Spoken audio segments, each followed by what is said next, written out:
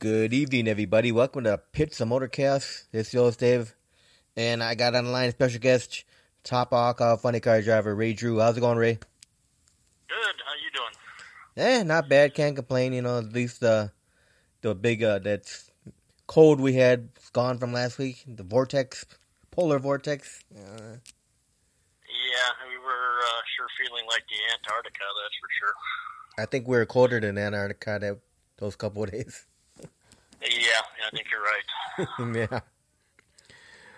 So Ray, how did you get involved in drag racing? What got you into drag racing in the first place way back when? Ooh, that's a long time ago. That started when I started to work for the Henning at his shop, in the machine shop, and he really was the one that introduced me to drag racing. He was running his alcohol funny car back then. And so I started to go racing with him as a crew guy, and this is going back into early 80s. And we had run the UDR race circuit, which was a match race circuit, around the Midwest, a lot of places in Ohio, Michigan, Indiana. And then I also got in Fred Mandolini, who I did also crewing for quite a few races.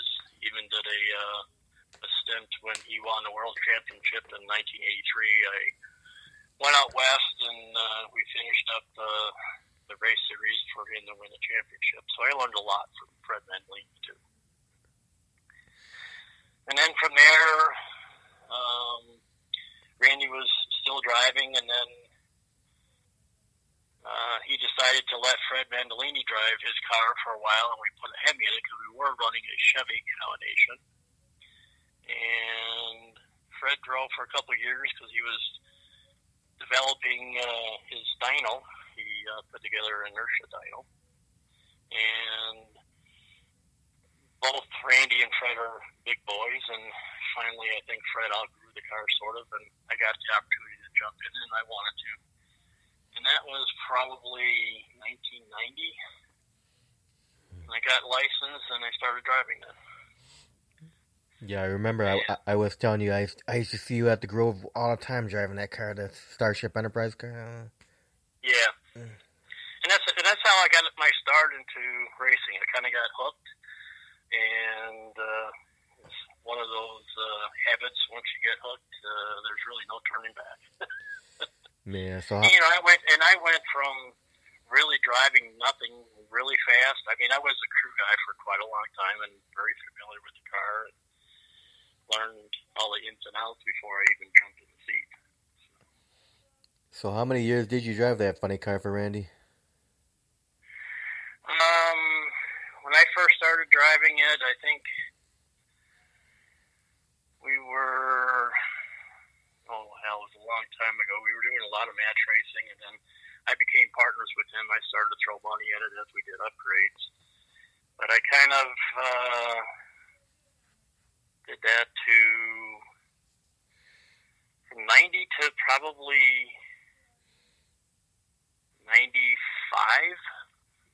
And then I put a body on the car, a Mustang body on the car, and then I had a bad fire at Great Lakes and put another Mustang body in. I think it was 95 or 96 I had the fire, where I kind of burnt the car down. And then I put the car back together, and it was pretty much me running it until I think I bought a different one. It was right around 2006, I think. And then I started really campaigning everything on my own at that point. And I ran it with a Roots supercharger. We ran a lot of iron tray stuff. Didn't do a lot of. I did match racing, the UDR race stuff. Kind of travel around the Midwest a little bit. Dabbled at a couple NHRA events with the Roots blower, and eventually I kind of let up and put a screw blower on. been running NHRA ever since.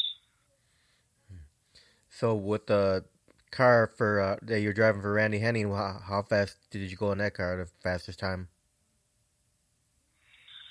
Fastest car, I never hit the fives with that. I think I went 6 flat with that car. And I think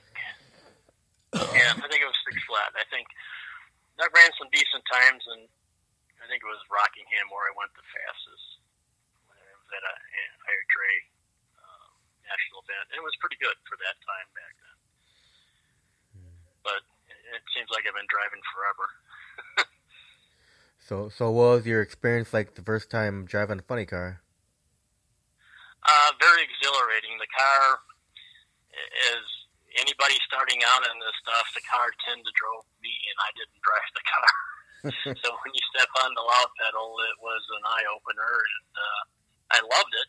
But it took a while to, a few laps to get acclimated to the car before I actually was driving the car, and it wasn't driving me. Now with the car you're currently driving, your top alcohol funny car, what's the quickest ET you've had with that one? Went 547.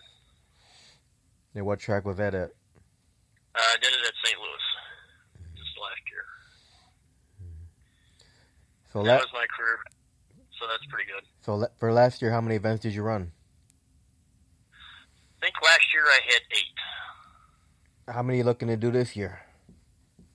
Probably around the same. I usually hit 8 to 10 races a year.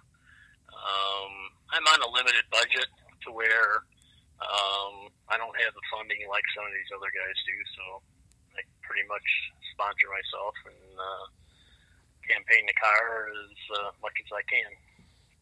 Do you have any sponsors? No. All 3. Me, myself, and I. Okay.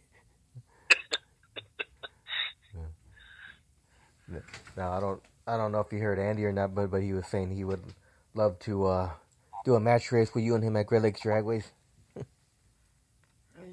Mm-hmm. Yeah, Andy's a good competitor. I like racing him. I like beating him too, and he will say the same thing. I think we get hyped up for running each other pretty much, so that's a lot of fun.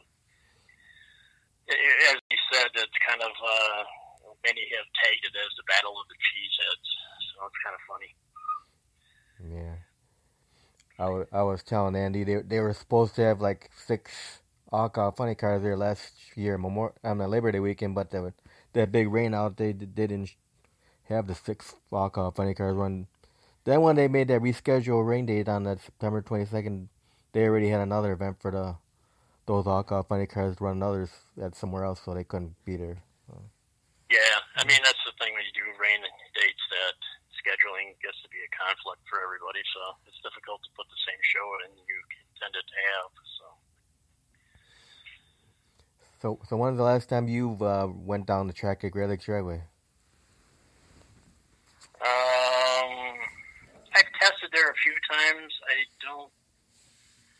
Did I test there last year once? I don't think I ran it down a racetrack. I think I just went there to sort out some stuff because, we have to take it to, or at least I have to take it to a place to where I can fire it up. I don't do it in my neighborhood at home. So that's kind of where I run my car out of my house, basically out of my garage. But I try to be pleasant with the neighbors and don't be disruptive. So if I have to do any firing up or something, I'll just drag it down there to fire it up and kind of sort some stuff out.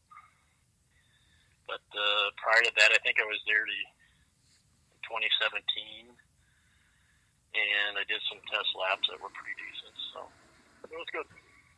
So does Randy Henning ever try to get you to run there at any of his events, like Labor Day, Memorial Day weekend, any of those? We talked about it, but there's always been a conflict of schedule and stuff like that. And with running our type of cars, you have to assemble a crew, and your crew has to be available that particular weekend too. I mean, all my guys are volunteer, and you have to take away their time to be able to go racing with you, and that's been a struggle. Like Andy has said in his interview the minimal amount of people that go with me, and I do that purposely. But it's a struggle to get people off of work and use their vacation time to do what we do. We're not like the professionals. Our crews are pretty much volunteers, and they put their heart and soul in what we do, and they love it. But they're limited to what they can do with their own schedule. So, who are your crew members that you usually have for volunteer? One of my main guys is a college buddy that has been with me from day one. He's actually out of Dallas, Fort Worth, Texas, Kyle, and he's my main guy. And then I kind of just rotate a series of different people. There's Pat, he's out of Ohio. I have Frankie that helps me right by my house. They're trying to get the car prepared. He used to go with me, but he got into some other hobbies and basically isn't able to travel with me like I wanted to. Jay is out of Chicago, Jay Bell. He goes with me, and then I kind of just bounce around to a few other people here and there that I can beg them to come racing. It's a lot of work, but we have a good time. Yeah. So what drag racers were inspirational to you back, way back when? Back when I started, I guess, Raymond Beadle was one of the first drag racers that I kind of admired. I kind of liked, what he was doing, and it kind of got me sort of involved with, kind of getting into the rhythm that I was wanting to do. I loved his Blue Max cars; those were kind of cool. Yeah. Now, have you ever thought about doing nitro? I have not. That's a very expensive sport, and I don't have the funding to do it. Would we like to try it? Sure, but I'd do it with somebody else's money, not mine. Yeah, like have someone ask you to drive for them. Yeah, I'd jump in it, but if I had to do it or I had to fund it, no, I don't really have no desire. One of the things that I like about what I'm doing with the alcohol classes is there's an aspect of tuning it and trying to make everything work to go down the track as fast as you can. And that's intriguing to me, and I like that part. Driving is fun and great, but, the tuning aspect is very cool for me as well. So I just, even if I went to the nitro, I would be wanting it to be involved in tuning and other stuff. That's not going to happen. So now, do you have any pre-race rituals or superstitions? No, I really don't. I'm pretty mellowed out nowadays when I kind of get it. I've been doing it quite a long time. I just, jump in it and do my thing. So after all these years of drag racing, what keeps you passionate about drag racing? The fear of failure, which happens a lot. You have success and you have failures, and I'm a competitor, so I keep striving to get better and better, and then you try to think that you got the next idea that's going to get you a step ahead of everybody, or at least in parkours, and you're very anxious to go out there and try it and see what you can do. I'm kind of one of the underfunded teams to where I love competing against a lot of these guys that have all the money. Now, it's very hard to do, but that's kind of what I enjoy. I like being the underdog, seeing what I can do with that. So now, for you, what goes into preparation to get that alcohol funny car ready for a weekend of drag racing? It's like having another full-time job. You basically disassemble the whole car, go through everything, making sure things are up to par, and you have to inspect every little part on these things, because we run them at such an extreme level that the parts don't last as long as your normal daily driver. So the attrition rate on parts is pretty quick. So you got to keep an eye on things very closely. Otherwise, you'll create a lot of damage, and that turns into a lot of money. Yes. So what are some of your favorite tracks to run on? I like Joliet and Norwalk. Charlotte's a good one. Those are probably one of my three favorite tracks that I like to go to. I got the opportunity to win the national event last year, which was Norwalk. And that was a lot of work where we were shorted on qualifying runs. And for us to do 4 rounds of competition in one day is pushing the limits on both the car and the crew. Generally, you'll make 3 laps on a car in one day, and that's a lot, but they don't give you a lot of time between rounds, and it makes for a very long day, and you're very tired at the end of it. But I love doing it. Everybody's short on runs, and that's my kind of race. Because if you give all these high-dollar teams more opportunity to go on the racetrack, they'll have more of an advantage of knowing what to do or not do, and I think I have some skill set of being able to read the track and go down with 1 lap, let's say. So if I had my choice of what I would change is everybody gets 1 qualifying lap and let's go to eliminations. Now you only do quarter mile racing, right? Yeah. They don't. Our cars are set up and geared specifically for the quarter mile.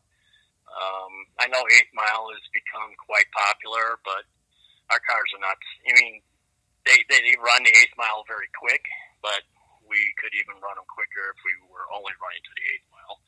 And they would probably not be so hard on parts, but if you change the way you run them, they would probably be harder the parts to run at 8 mile, a little differently. But quarter mile is fun. We get the speeds that nobody else gets to go to, which is kind of cool. I mean,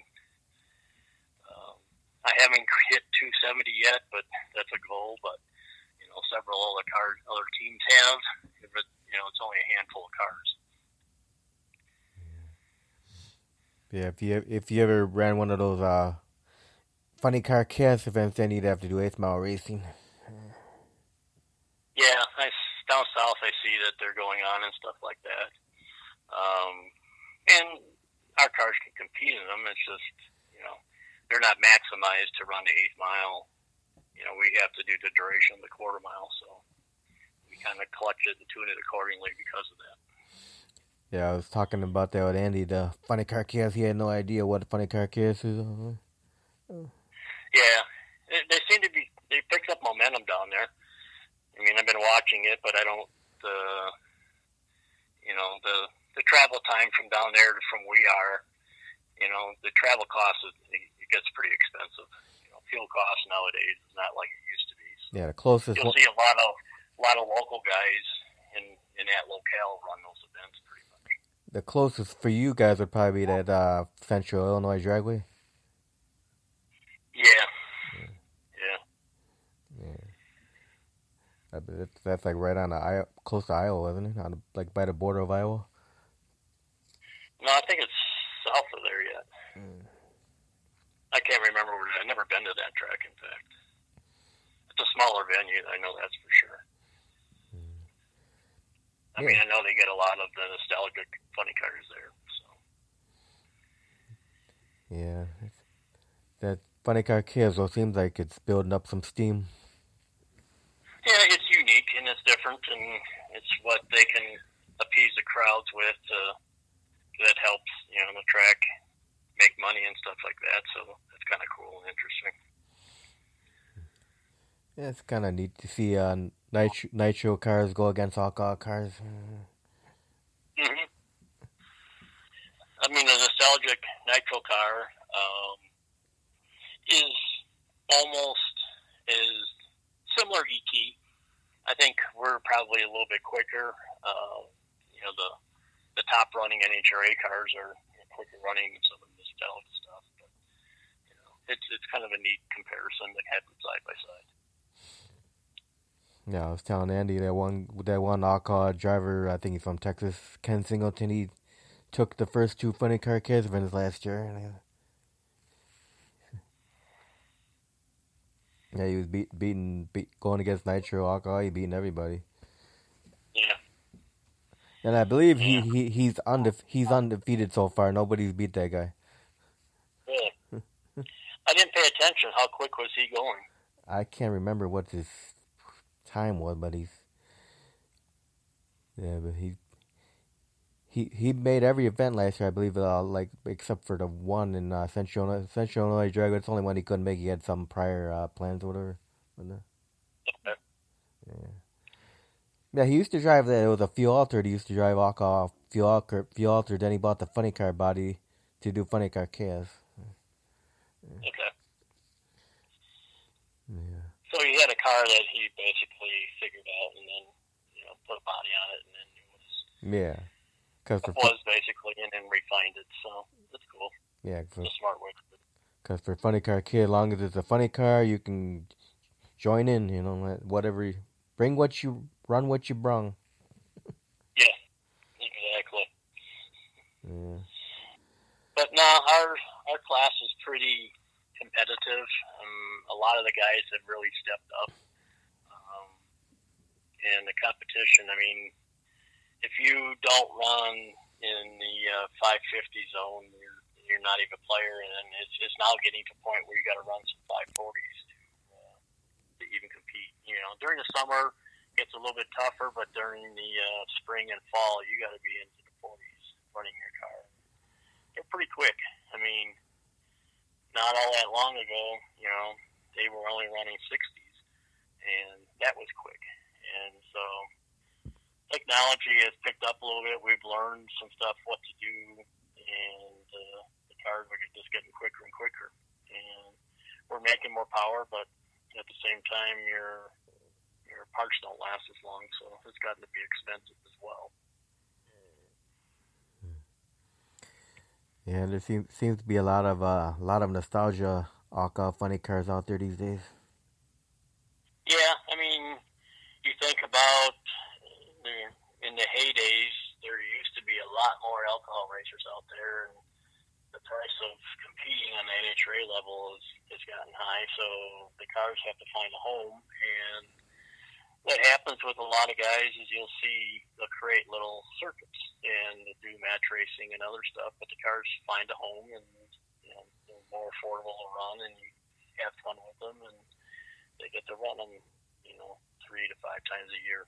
So yeah, like the Great Lakes Nostalgia Funny Car Circuit. Yeah, exactly. They do that big event, and that's a good stepping stone for guys that want to do that, and if they have the desire to step up to run to the big league, then they can do so. They do that big event at Keystone where there's like 30 alcohol funny cars. The Funny Car Nationals. Yeah, there's a lot. Yeah, but there's a ton of cars out there that want to run, and they do it for fun and they're not competition, and that's the place for them. So there's a lot of desire out there, but you got to have a place and home for everybody. Yeah. Yeah, well, I always keep telling people it'd be nice to see Great Lakes bring some more funny cars in there. Yeah, it gets to be expensive because the amount of travel and dollar costs nowadays, everybody's looking for money. And, the guys kind of go where they feel they'll get the most bang for their dollar, I guess. So drag racing has changed a little bit because of expenses, and so the little niche that Great Lakes has had is kind of with the door cars, to where that's become quite popular, and that's the market that they have bared for a while, because I was involved with that for quite a bunch of years, and You know, they do real well with the door car series stuff. Oh yeah, The night car brawl and all that stuff. Yeah, Chicago Wise Guys. Yeah. Which this year will be the 25th anniversary for the Chicago Wise Guys. Man, Pete Demo's been running that group for 25 years now. Oh my God. Has it been that long? Yeah. Wow. Yeah, I suppose it would be close to that because I became involved with Great Lakes Dragway in 1995, and so they were maybe a year into starting out, and helped Pete kind of organize it to what it close to wanted to be with a lot of his ideas and stuff like that. It's turned into a pretty neat localized group that a lot of guys get to compete with. And so, it's a lot of unique cars in that thing. It was kind of fun if you run fast. And, a lot of guys stepped up and spent money on some decent cars, and we're going faster and faster and faster. So. Yeah, that's true. They just keep getting faster and faster. Yeah. Well, now a lot of the guys have, there's ex-pro mods out there that they can get their hands on and stuff like that because the market was saturated with some of the cars, and so they picked them up and started to campaign them in the Chicago Wise Guys circuit. So that's kind of cool. Yeah, we'll never see the kind of shows that Broadway Bob used to put on Great Lakes Dragway, though. No, those back in the day, those were very easily, there wasn't as much competition out there, so the cars that were doing exhibition and all that, they didn't have a lot of venues to attend. But now, because of that, it's gotten different, and the cars have gotten faster, more expensive, and it's hard to look in a show that's affordable that you can probably make money on and still be entertaining. So it's a fine line. Times have changed, so you got to just sort of change with them and do what you can. Now, do you ever run at Cordova? Yeah, I run there a bunch. Yep. I think the 50th year race that they had down there, I participated in that one. And we had like 6 or 8 funny cars there, and I won that race, which was kind of cool. And that's when Scott Gardner was running it for the 50-year anniversary. Have you ever ran at the World Series? Yeah, I've run there a bunch. Yep. Mm-hmm. Yeah, it's kind of cool that they got it back over there again now, Cordova. Yeah, they made a mistake by moving that race. When I bought the facility, they thought they could move that race and they would have the following, and that wasn't the case. So, they were wise to that because it tanked, and they brought it back home where it belonged. It's a little niche market that does very well, and it's got a following. Yeah, Dominic does a good job over there.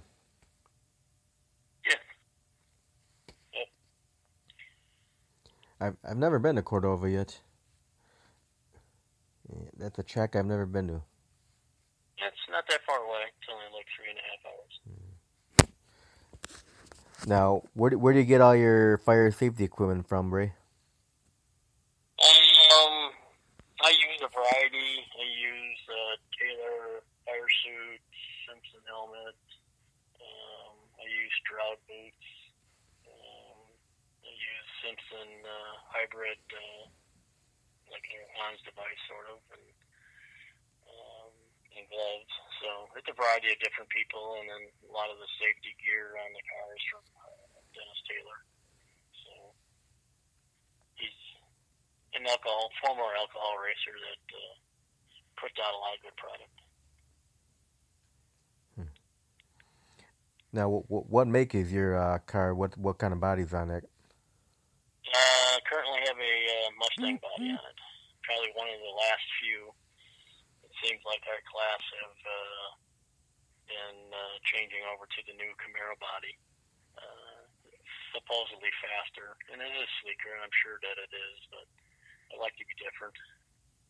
So I had put this car together in 2014, so it's a newer car, and it's done very well. All right. So what would you consider to be some of the milestones of your racing career so far? Being that I was sort of coming from the match racing thing, and then started to really compete with NHRA circuit, I wanted to win regional races, which I have. I won regional at I think in 2014. It was the first regional I won.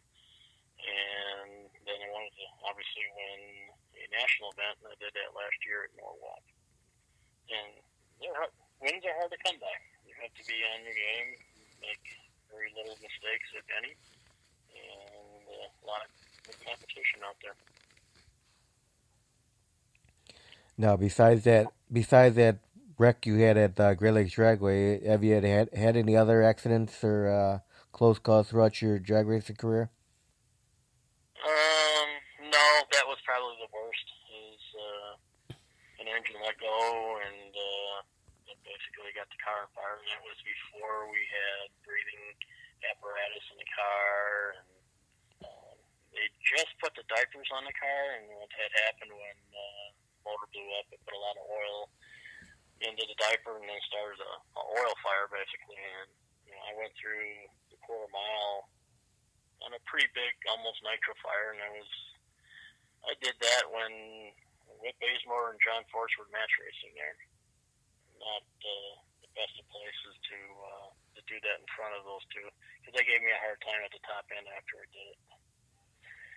So, little story with that, because we had booked in Force and Bazemore, and I kind of was teasing Bazemore. We call him Blazemore because he was always up to fire.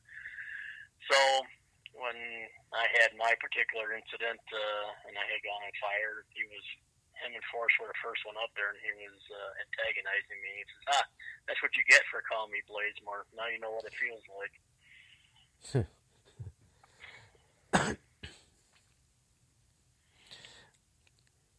All right, now we reached the fun question. Ready for some fun questions now? Sure. Besides drag racing, you have any other hobbies? No, it's tough to. Because of my business that I run and the race car takes all your time, pretty much I limit my hobbies because it's hard to spread yourself between those two things as it is. So no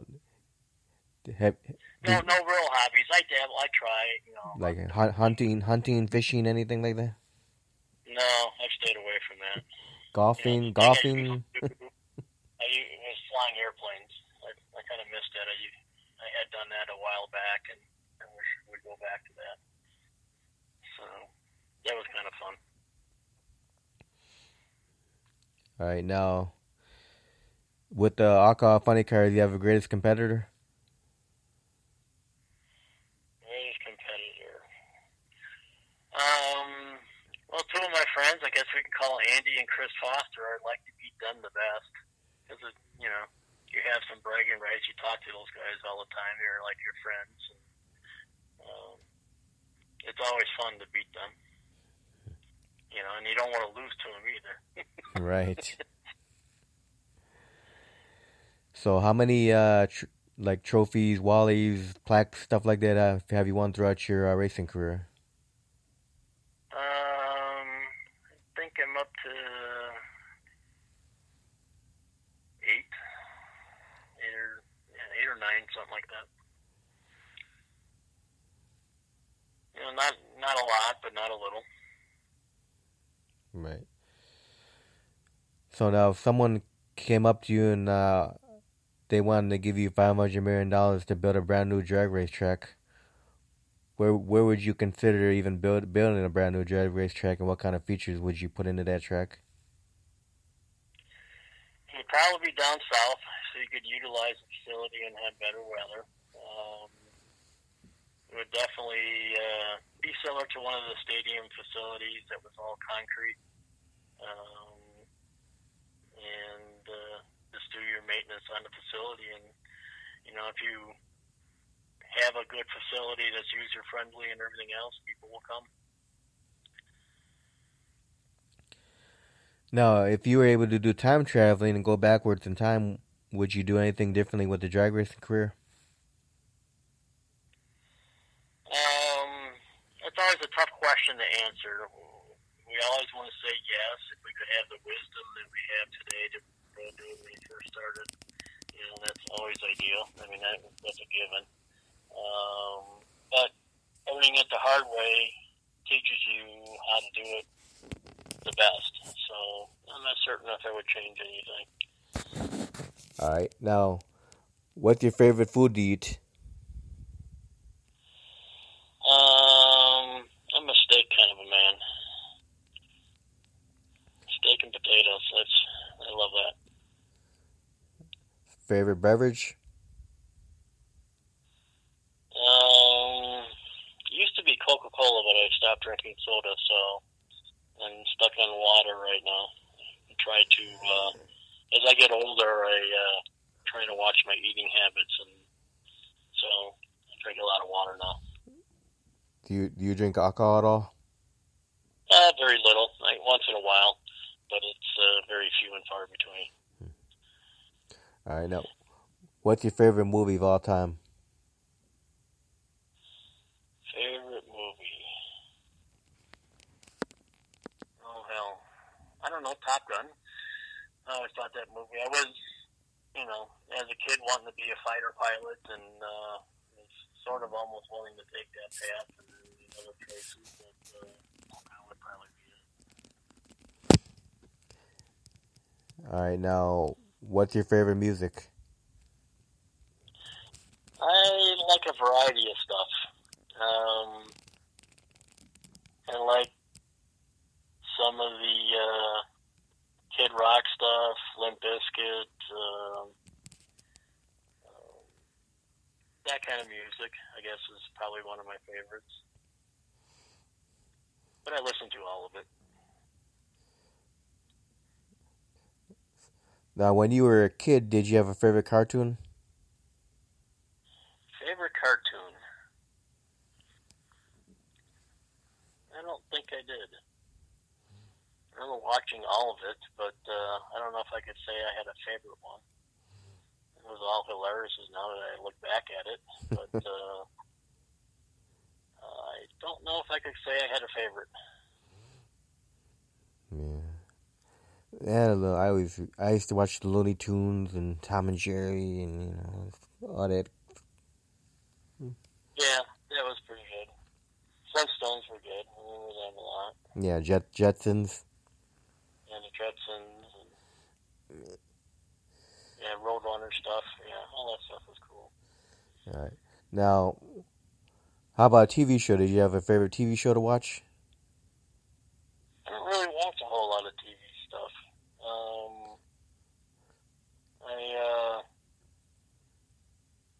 If I had anything favored, a lot of drama stuff or something, if I really had time to sit down, or I like, History Channel and Discovery Channel stuff, I guess, if there's any channel that I would turn on and those. But, No. I don't get to watch TV all that much. Did you watch the Dukes of Hazzard? When I was a kid, yeah. That's what I'm talking about. When you were young, did you have a favorite TV show? If I was young? Nah, when you're. That's what I was asking. When I was young? Yeah. I wish I was young.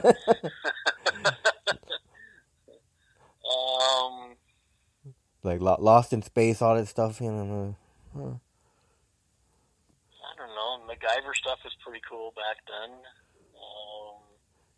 When I was really young. But, Brady Bunch. I don't know, nothing sticks out. Partridge Family, Brady Bunch. Brady Bunch, yeah. the Monkeys. As you can tell, I didn't watch much TV.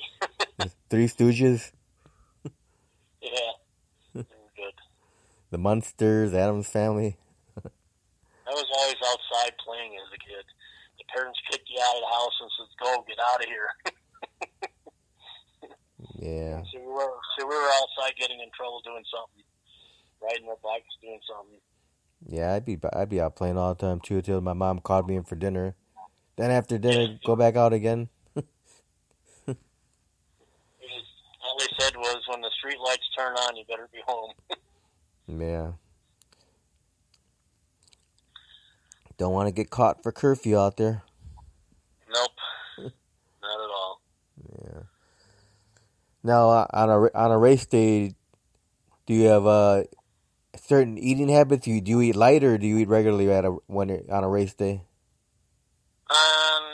Race weekend, I eat light. I'm not, until it's the end of the day where I'm done, then I get really hungry. But up until then, I'm pretty light on what I eat. Not really that hungry. I'm in the groove, trying to focus on what I need to get done. But I don't eat as much as I would normally when I'm at a racetrack. All right. What's your most embarrassing moment on the track? Most embarrassing moment. I guess hitting a cone. That irritates me, and then everybody ribs you about it. But I haven't done that in a long time, so we're good. Yeah. So, what would you consider to be the fondest memory of your drag racing career? Would that be winning the nationals? Yeah, probably winning the nationals, and the way I did it, it was pretty good. It made me realize that all I need is one qualifying, and you give all these other teams a lot more attempts, then they have more of an advantage. I'm pretty good at just give me one hit on the racetrack and let's go race, and that's kind of my style racing. And that comes out of match racing, where it was necessary for you to go on a racetrack every time. So I'm sort of a little bit conservative on some of my tune-ups, but I learned to push the edge a little bit, and I can race with that now. And so if I'm limited on time trials, I think I have a little bit of advantage. Just being familiar with what the tracks can do or what you should expect, and kind of race to race. So, some of these teams, you give them 3-4 qualifying attempts. Well, hell, they got it all figured out. They know what to do. They know how hard to swing, and a lot of them go up trying to swing for the fences all the time, and they run really quick. And by the time they figure, they may have bored 2 out of 3 of those runs, but once they hit that home run, they know where they're at. If I don't give them that opportunity, and then you go into race mode, you can't swing for the fences knowing you're going to lose. So I think they have an advantage that way. All right, now if people are listening and they would want to find your schedule where you're going to be at this year, what's the best way for them to find a schedule for you? Probably I have to update my website, but probably Ray Drew Racing. We're going to get on that, and that's where they'll see me. But all the Division 3 races are usually attend in Norwalk and Joliet national events, and then I'll hit if everything goes well and I'm not hurting any parts, then I hit a couple other national events. So. All right. Now, do you have any final words? No, it's I'm just looking forward to the season and just trying to refine what I have. And I know Andy's going to get a new ride, sort of, and he's hoping for the best. And I'm hoping that I can keep him at bay. And then I just want to pick up where I left off and perform well. So every race is new and different. So you just got to take one race at a time. Awesome. Well, thanks for taking time to interview, Ray, and I wish you the best of luck with this season. Thank you very much. We'll do another one in the future. All right. Thanks, dude. Okay. Have a good night. All right. Bye-bye. Bye-bye.